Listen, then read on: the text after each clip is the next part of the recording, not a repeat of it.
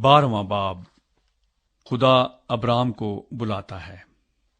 اور خداوند نے ابرام سے کہا کہ تو اپنے وطن اور اپنے ناطے داروں کے بیچ سے اور اپنے باپ کے گھر سے نکل کر اس ملک میں جا جو میں تجھے دکھاؤں گا، اور میں تجھے ایک بڑی قوم بناؤں گا اور برکت دوں گا اور تیرا نام سرفراز کروں گا، سو تو باعث برکت ہو۔ جو تجھے مبارک کہیں ان کو میں برکت دوں گا، اور جو تجھ پر لعنت کرے اس پر میں لعنت کروں گا، اور زمین کے سب قبیلے تیرے وسیلے سے برکت پائیں گے۔ سو ابرام خداوند کے کہنے کے مطابق چل پڑا، اور لوط اس کے ساتھ گیا۔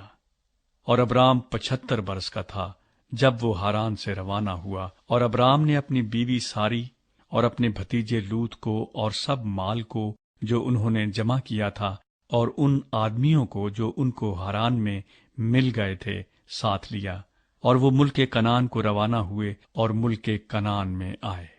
اور ابرام اس ملک میں سے گزرتا ہوا مقام سکم میں مورا کے بلوت تک پہنچا۔ اس وقت ملک میں کنعانی رہتے تھے۔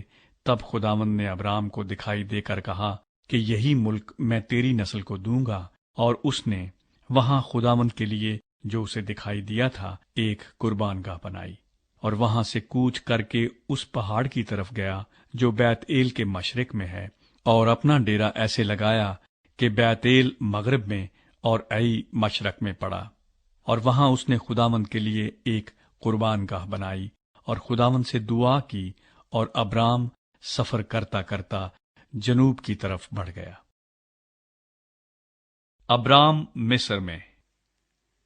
اور اس ملک میں کال پڑا، اور ابرام مصر کو گیا کہ وہاں ٹکا رہے، کیونکہ ملک میں سخت کال تھا۔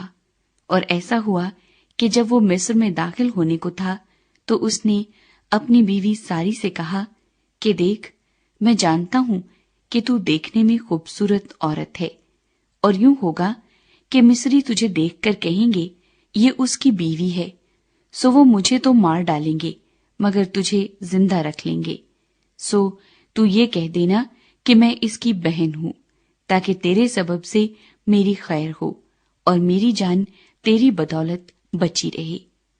اور یوں ہوا کہ جب ابرام مصر میں آیا تو مصریوں نے اس عورت کو دیکھا کہ وہ نہایت خوبصورت ہے، اور فرعون کے امراء نے اسے دیکھ کر فرعون کے حضور میں اس کی تعریف کی، اور وہ عورت فرعون کے گھر میں پہنچائی گئی، اور اس نے اس کی خاطر ابرام پر احسان کیا، اور بھیڑ بکریاں اور گائے بیل اور گدھے اور غلام اور لونڈیاں اور گدھیاں اور اونٹ اس کے پاس ہو گئے۔ پر خداوند نے فرعون اور اس کے خاندان پر ابرام کی بیوی ساری کے سبب سے بڑی بڑی بلائیں نازل کی۔ تب فرعون نے ابرام کو بلا کر اس سے کہا کہ تو نے مجھ سے یہ کیا کیا؟ تو نے مجھے کیوں نہ بتایا کہ یہ تیری بیوی ہے؟ تو نے یہ کیوں کہا کہ وہ میری بہن ہے؟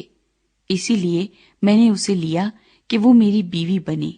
سو دیکھ، تیری بیوی حاضر ہے، اس کو لے اور چلا جا۔